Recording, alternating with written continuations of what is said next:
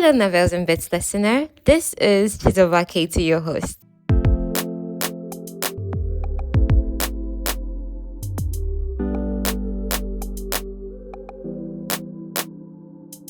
How are you? Essentially, I'm grateful. Right now, the transformer of the side of my house has been down for at least more than 24 hours. Since the day before yesterday was the last time I had lights. Miraculously, my refrigerator is not yet completely defrosted, although I've just tried as much as possible not to open it. But I'm gonna have to eat everything inside. And also, having a church on your street can sometimes feel like a bit of a nightmare because right now I'm recording. I've been waiting for them for a while to finish whatever they have going on there. They're not finishing. So I'm just like, okay, let me just start now that it's less noisy and because I have other things in the day to get to. That includes getting this podcast to you. One downside of finishing my internship is that I no longer hurry to make the episodes, long before. I just do it on the day, get it processed and everything because now I have a little bit more time, although other projects have come up, thank God. So this is just like the highlights of everything going on with me. I'd love to hear from you. Have you ever lived close to a church before? How was the experience? So let's go. Today's episode will be continuing with where we left off in the last episode. And in the last episode, we saw that Misery was poisoned, she recovered, and now they're trying to find out who did this to her, okay? And in the whole process of everything, Hal and Lo got closer, and she even entertained this stray thought of, I wish I were his mate, because he already has a mate, and it's not her, right? So in their process of trying to find out who did this to her, the only lead they have currently is Governor Davenport. That is the governor that will be leaving office soon, and then he'll be replaced by the new governor. So Lo has already arranged a meeting, a dinner with the man saying, we just want to thank you all for arranging our marriage. That's the excuse that they use. So now, obviously, you cannot go to a dinner that is meant to showcase your thanks without a gift to showcase the thanks. Now, Lo and Misery are shopping for a gift. And when it's obvious that, seriously, why are we arguing over gifts for somebody that we don't even care about? They now finally paid $300 for an ugly ashtray. On their way to the car, she now asks, where do boys even get their wealth from? How is it that werewolves are rich? Do you understand? So he now explains that many of us work now. We go to school, we work. Do you understand? Just like every other society that is wealthy, they have wealthy people in the society that pay tax and stuff, and so stuff like that. Now they are dinner at Governor Davenport's house. Lo does his best to tactfully ask questions, starting from his own mom and ending at Thomas Jalaka, the man that died 2 weeks after Serena went missing. So, because of the way Governor Davenport is answering, and Lo is a human lie detector machine, he now pushes Governor Davenport up against the wall and now says, Arthur, my friend. Arthur apparently is Governor Davenport's first name. You stink like you're made of lies. It doesn't even bother Lo one bit that all of Governor Davenport's security detail are training arms on him. Like, their gun is ready to shoot. He extracts the truth from the governor. Apparently, Thomas was talking to some journalist about Davenport's embezzling ways, and Davenport wanted to silence him. Now, on their drive away from there, Lo puts forward another theory to Misery. Maybe it wasn't Thomas who told Serena about Anna, but the opposite. Misery now looks at him. What do you mean? He now continues. Maybe Serena found out about Anna from another source and then used the information to blackmail Thomas over his relationship with Aware and force him to tell her about financial crimes he might know about. Maybe she wanted to break the story but changed her mind when she realized that she was in danger of being targeted by Governor Davenport. Unlike Thomas, she wasn't a public individual and she had the option to disappear. So essentially he's trying to say maybe Serena found out about Anna being Thomas's daughter and used that as leverage to try to get information from him, and she now disappeared to protect herself. But it's not feeling right to Misery. At the same time, Misery can't exactly outright deny this because what if there is some truth in it? Because Serena was holding back from her. Right now, though, Lo and Misery are headed to a new location, a vampire human border. They'll be meeting with her brother there, her twin brother Owen. It's better that they meet there than in Ware Territory because Ware Territory has tighter security. But even now, there's still a security detail shadowing Misery and Lo. Now they meet on a field. Owen comes with Gabby, that's Lo's mate. Misery now tenses, bracing, for Lo's joyful interaction with his mate. But instead, Lo laces his hand with Misery. It's like, my wife, okay? Now, Gabby is beautiful. She's nice. And the first person who actually tells Misery, I'm sorry concerning Serena's disappearance. Everybody has been, maybe saying something, how to find or this, but nobody has actually said, I'm sorry that your friend is missing. Now, Owen is gagging, like, oh my god, because the vampires rarely display emotion. You get? Owen moves on to important matters. Matters important to him, obviously. He tells them, Misery, I'm going to take over father's seat on the council. He plans to bid for it and he wants our support. Misery covers her face with her hands. What are you trying to do? Do you want to get yourself killed? Because doing that would result in blood spill unless your parent is dead and you inherit the council seat by inheritance. It's hardly ever do people just say, no, father, you have been conceal person enough. Step down. I want to go up. It does not really happen. And for it to happen, there must be blood spill. So Misery is trying to dissuade him from this plan she is sure he came up with in the past few hours, but he corrects her 3 months. Since our father sent my sister into enemy territory again. Do you understand? So him with several others, Owen and several others, they're not in support of how Consumer Lack has been seizing power. So he's telling her, I want to be the one negotiating the next set of alliances. I want all collateral systems gone. I want to stop enforcing artificial borderlines or holding on to disputed territories out of spite. I want to turn this place into something that is not a powder keg. Michi looks at her brother. You've been growing up, all. Owen tries, but he gets no helpful tips from Lo on how to successfully launch a coup. Because that's what he's going to do. He's launching a bloody coup. Okay? Now, the men do share this moment of commiseration, though. In Lo's case, he threw over a leader that was really bad. Owen's case is trying to do the same, so that moment of commiseration. Now, with that out of the way, Owen now starts sharing gossip with Misery about who is doing who in the vampire territory. Misery does not care, so she just tunes him out. That's how she now hears Lo's conversation with Gabby. Now, there is warmth, there is respect, there is affection heard when both of them are talking to each other. That is Lo and Gabby, the mates, in quotes. But nothing that grabs you by the stomach and makes you sick with want. Apparently, Gabby's taking online classes for her master's degree. Lo now asks, finance, was it? She corrects him, electrical engineering. It should be done at the end of the year. Congratulations, that's what Lo says. She answers, thanks, and you seem happy with your nuts. Now, when it's time to leave, Misery is expecting, okay, this is when it's going to happen. When they'll finally show the signs of being mates. Nah, Lo's gaze does not even linger on Gabby at all. Instead, he's smiling at Misery when they get in the car. That's when he hits Misery. Lo may have a mate, but that mate ain't Gabby. So during their drive, Misery notices, whoa, we're in the human neighborhood that I have my apartment at. She now gives Lo directions to her apartment. They arrive there. She picks the lock of her apartment door because she's not with her keys. She didn't expect that they would come here, right? Inside of her apartment is surprisingly dustless and well kept. So Owen has been looking after this place and she's like, yo, my brother is a much better brother than I give him credit for. Meanwhile, Lo needs a moment to adjust when he enters her apartment because here is heavily saturated with her scent. It's not a bad thing, but he's like, let me just, hold on, please. Let me catch myself. Basically, to confirm the whole maid thing, she now approaches him and now asks, what did I study in college? Now, just a brief detour. Misery put herself and Serena through college using the tiny trust fund that collaterals are given. So apparently, if you're collateral for 10 years, obviously they reward you by giving you a certain amount of money, maybe some tens of thousands or hundreds of thousands, whatever that is. Maybe hundreds of thousands likely, considering how bastardly wealthy these guys are. But it's still tiny because it doesn't run into millions. So she used that trust fund to put her and Serena through college. Not just herself, but Serena too. And they lived frugally for a long time. Misery also used that trust fund to spend it on human fake IDs because when she went back to the vampire territory after being a collateral, she wasn't accepted there.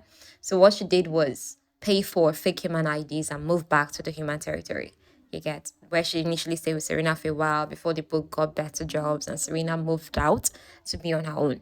That's the thing that happened. So now, the moment Misery asked Lo, what did I study in college? ASAP, he answers software engineering and minored in forensic sciences.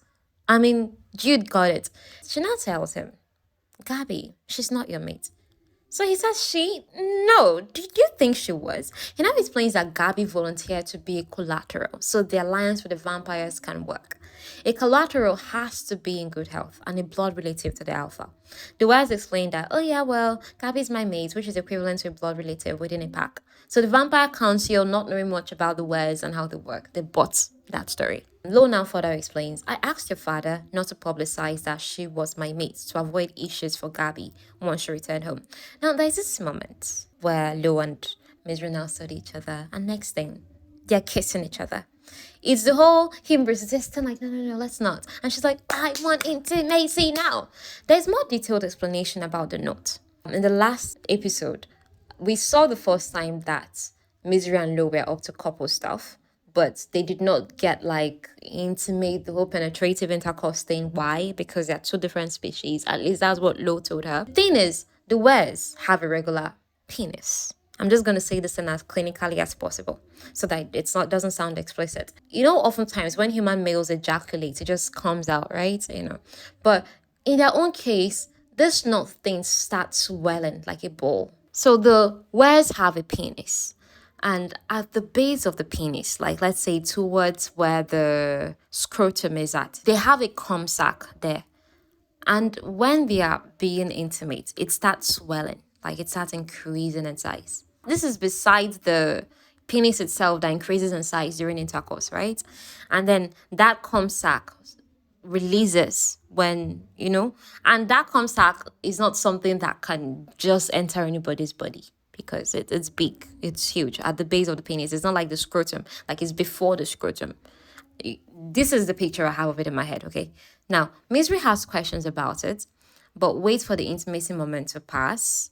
Apparently, they do it, and apparently he did pull out before the whole swelling thing.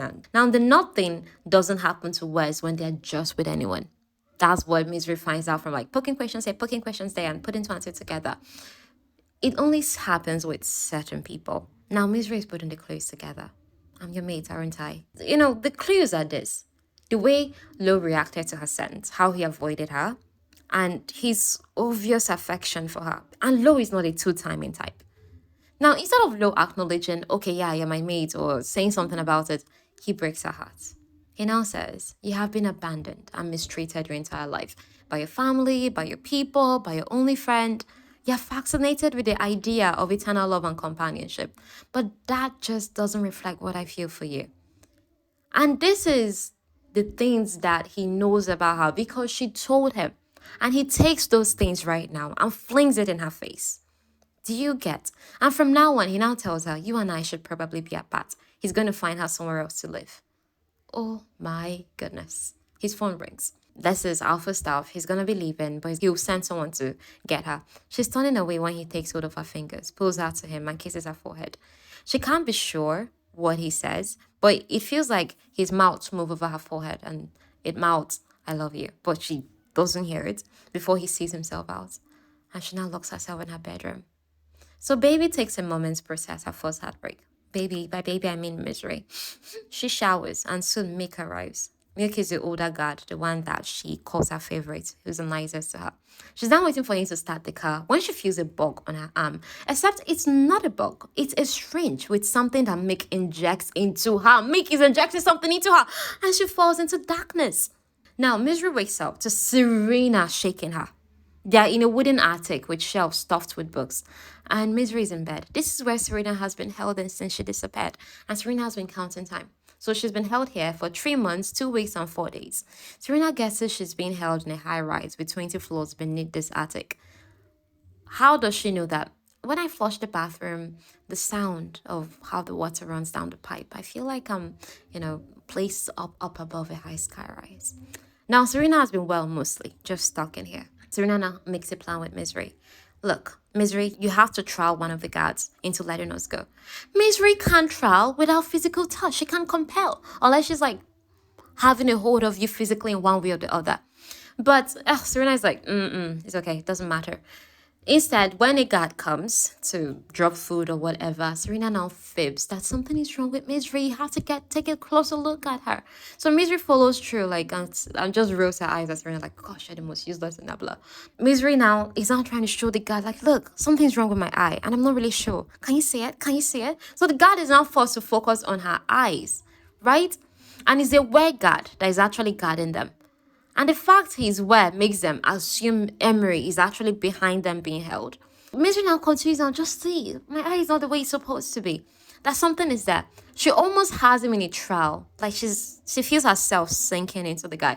But then the guy now figures out, oh my God, you're trying to trial me. And he's livid. So in that state of being livid, he doesn't think, straight. He shoots his hand through the hole in the wall, and that's when Serena moves faster than human speed, like poof, and then breaks three fingers of the guard. Girl is badass. Then she now tells him, let us out, or I'm gonna break every other bone in your body. He lets them out, and they now leave there, only to discover they're at the nest. That's the vampire's place, the vampire's headquarters, where Misery grew up, where her family lives. That's where they're being held at. Vampire territory. Now they're going down the stairs, but right at the stairway, Vanya, the head of security for Misery's father, now commands them to stop. Fear, because Vanya is ruthless. Vanya is a highly trained, skilled security operative. So whatever is going on, Misery's father is onto it. They're now led to his office. Mick is there, the person that shot something into her hand. How is Mick working for Consumer Lack? That's Misery's father. Apparently, Mick's son that supposedly died a few years back with his mates. Yes, Mick's mates died, but Mick's son is alive and the vampires have been holding him. So Misery now finds out through this meeting that all those human were border skirmishes, like human and werewolves, that they're not going to see eye to eye, they'll fight and kill each other and still remain enemies. They have father and Dayan. He did do them so that they will not find out that they're more alike than they think. Because if werewolves and humans say, we're more alike, and they band together, it would leave the vampires at serious disadvantage. So he has to make them stay enemies. Do you see the card this man is playing? Now, Serena Paris helped this come to light. Serena apparently has only Miss Paris. She helped this whole human border skirmishes that vampires hand there. She helps it come to light because Misery doesn't care about politics and she has never actually applied her mind to the things. She's a toy, a chess piece in politics without actually understanding fully what the process is about. There are people like that. I mean, I was almost mad at her, like, why can't you understand the politics thing that you're stuck in? But then it occurs to me that there are people like that. They're smart.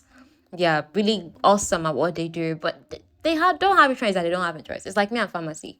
I mean, pharmacy is helpful. I like many aspects of it. I enjoy it. I can be in it for years.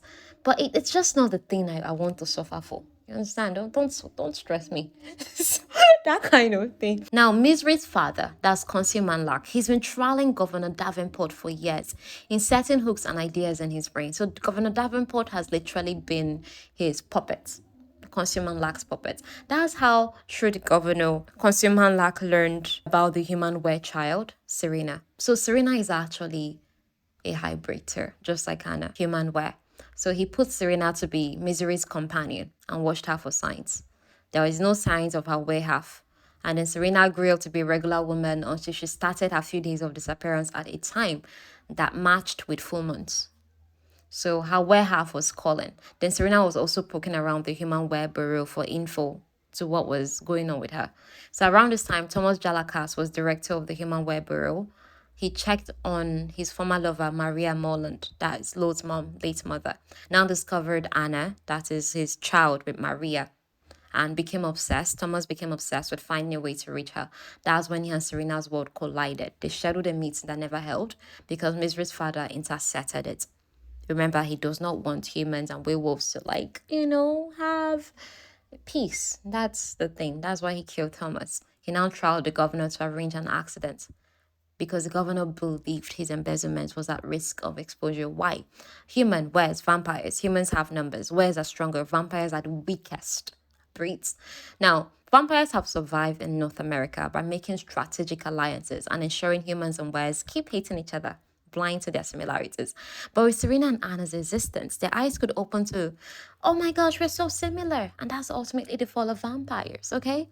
However, most of Consuman Lack's decisions and actions are carried out on his own. He's not involved in the council or getting votes to carry on. He's an authority to himself.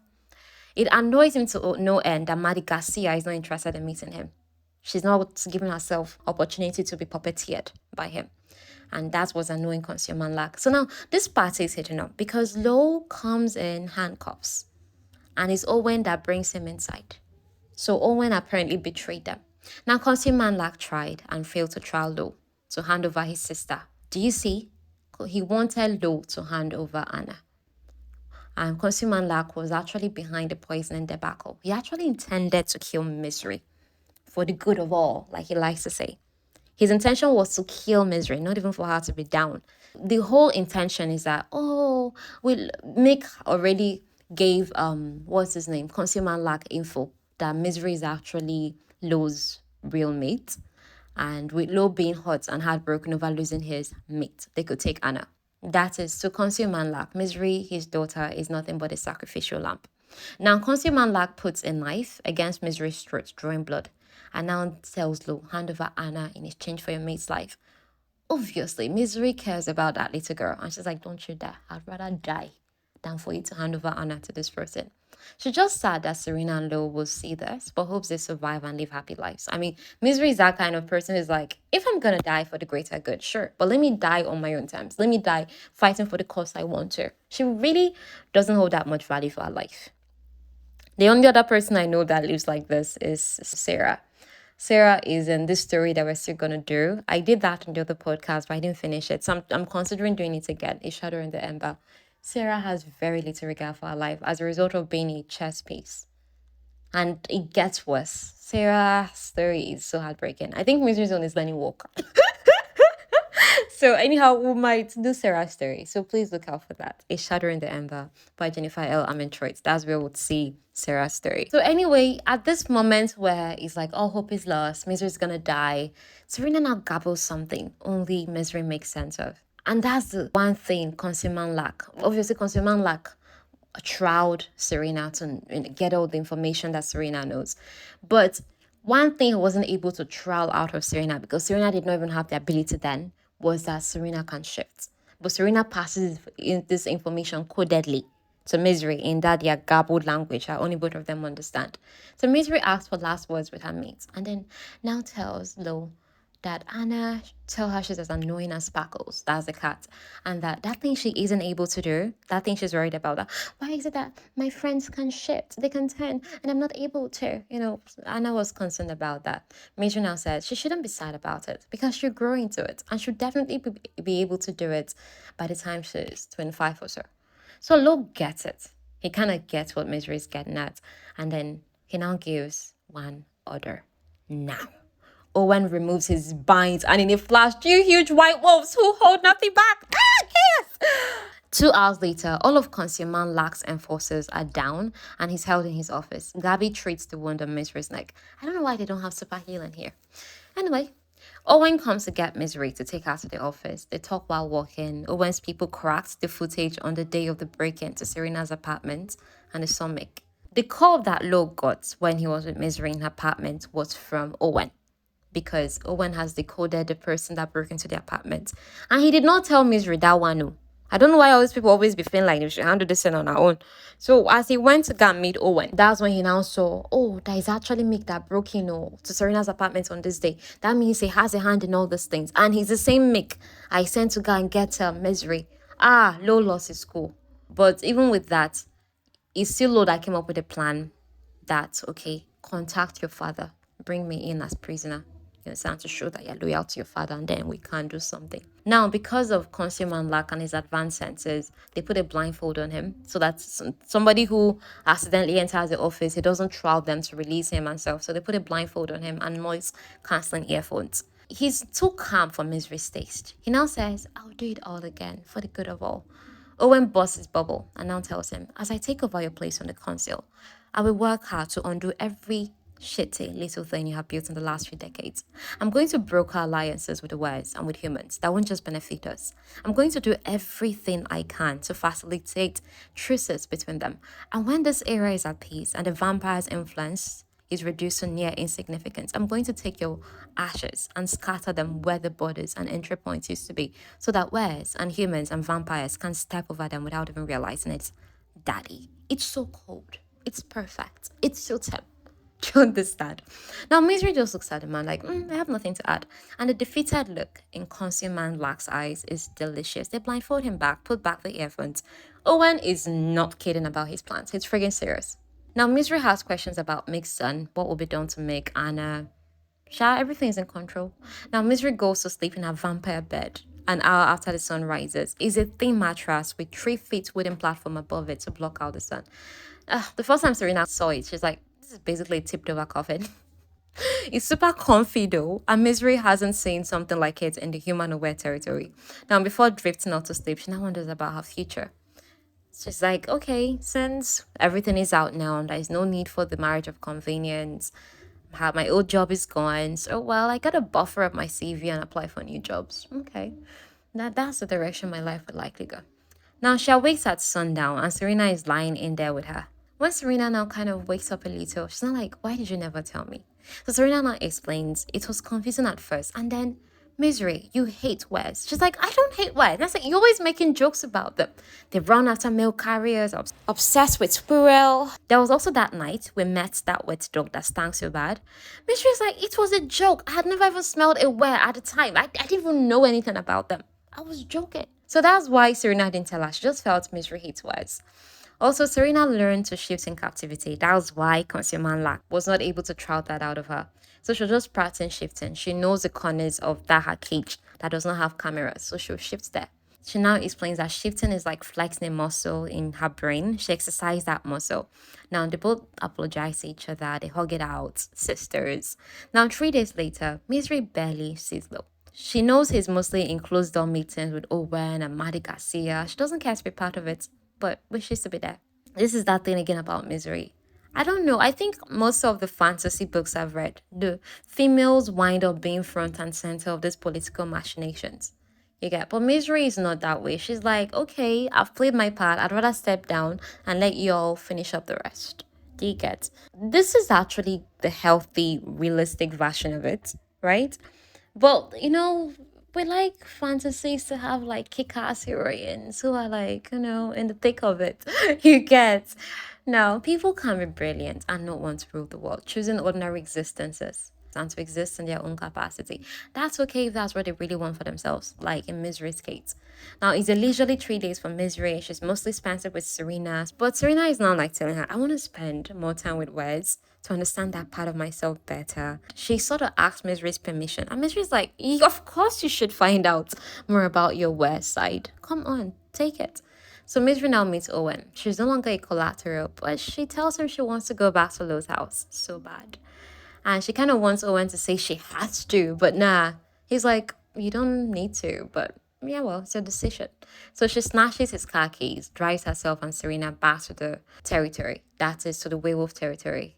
And once she gives her name to the guards there, they let her pass. She drops off Serena at Juno's house. Juno is a redhead. Immediately, both of them, Serena and Juno, shifts, and then they take off running into the woods. Now, on her own, Misery heads to Lo's house. In what is supposed to be her room, that is where it's her room now. While she was there, her things are packed in boxes. And to Misery, that's a sign that she's no longer welcome here. It's hot. Now, Lo shows up then at the door wearing a jacket. There's this upward high, and then silence. Then there's little talking. He just came back from dealing with Emery. The loyals did start fire at the school, they damaged infrastructure, and now there's solid proof. Anna is with Keon. She's safe, and as soon as she returns, Lo will tell her everything about her being mixed because too many people know now. As for Serena, she's part of Lo's pack and she's always welcome, so this can be her home too. Now, Mick has been reunited with his son, but they're both heavily guarded.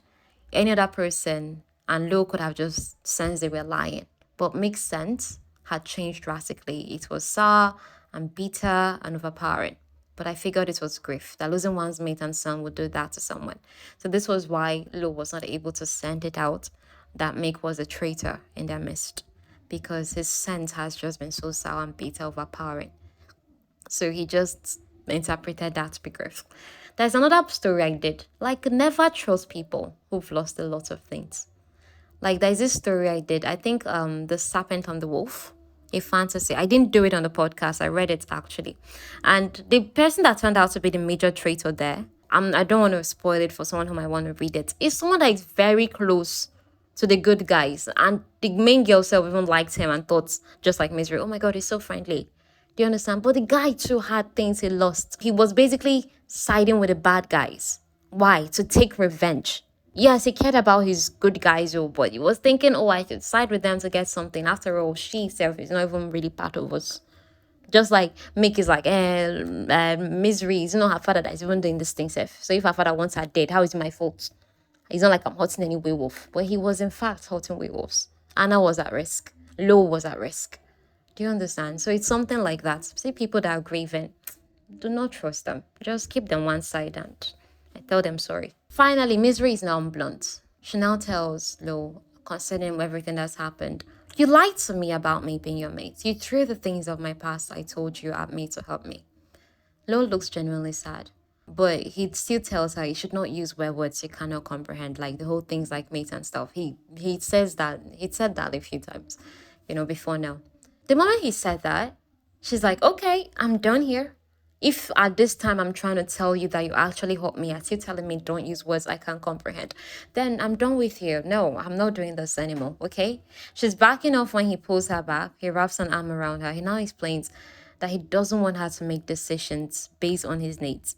I don't want you to be with me because you have to, because you're worried that otherwise I'll be miserable. He was angry when he found out on their wedding day that she was his mate. It was a cruel joke. But when he spent time with her, he was happier and more himself. He woke up one day and realized that even if she didn't smell so good, because AKA mates of where smell so good to them, that he would still want her. And that's love. As per whether I am a mate or not, I've come to this point where I love you for you.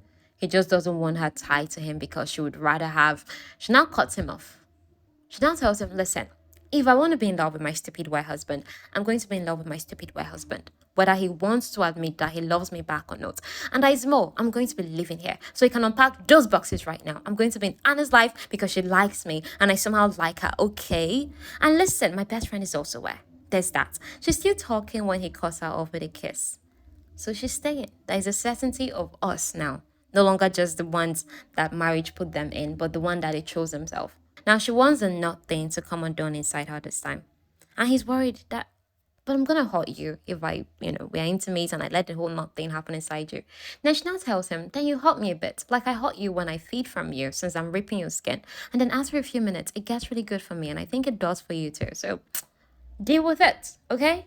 Now, when the date is done, they fall asleep. She awakes at past midnight to find him studying her in a compulsive, the whole can't help himself, absent-minded kind of way. He's trying to brand her features into his brain. He reacts like he's about to fight when she wants to go have a bath. Is a mate bond thing affecting him? He can't let her out of his sight for weeks. That's when she now offers, let's just shout together then. Problem solved. There, she now asks something that's been bothering her.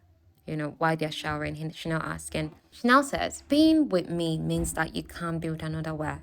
Is that okay for you?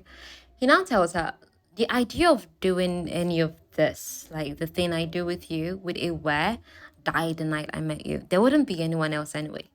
Even if you didn't want me, I couldn't. That's what Lou tells her. But the fact remains that I have way more limitations than you. Misery is saying, I have way more limitations.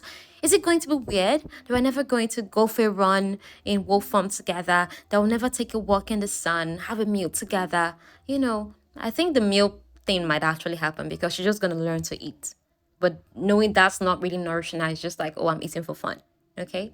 She now says, we even have to figure out a sleep schedule that fits for both of us. It's a lot. But Lo answers, no, it's not going to be weird. Well, no, it's okay. That's all it takes to shut up her fears. As for where he would brand her with a mating bite, he doesn't want to do it on the neck. People do that on the neck. He wants to do it on her back. He now says, you wear your hair up and people will see it. And they'll know that I took my beautiful vampire bride the way wolves do and that she loved it. And you'll be good for me and let me, won't you? All right, this is the closing part. They're preparing Anna's room for her return. Lo has moved Misery things to his room because she is his wife, so they would share a room. She's not going to have a separate room. Now, his mate belongs with him. Right now, he's in that state of compulsive, I can't let you out of my sight. Yon drops off Anna, who's more occupied with showing Sparkle's new carrier. The carrier now that you carry pets in. So Anna is just like occupied with showing this new carrier to Miracy and her new friend Serena.